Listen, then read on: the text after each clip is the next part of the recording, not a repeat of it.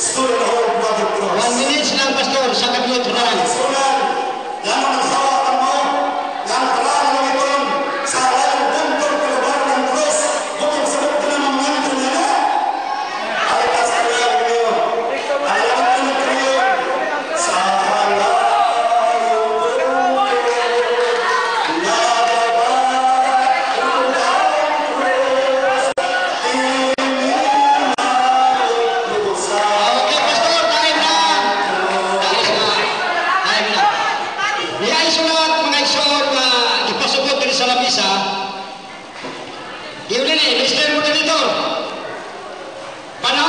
examine, kung kanyang ipabasa, ipatubag pinagis pagbasa, aron iya mamatunan.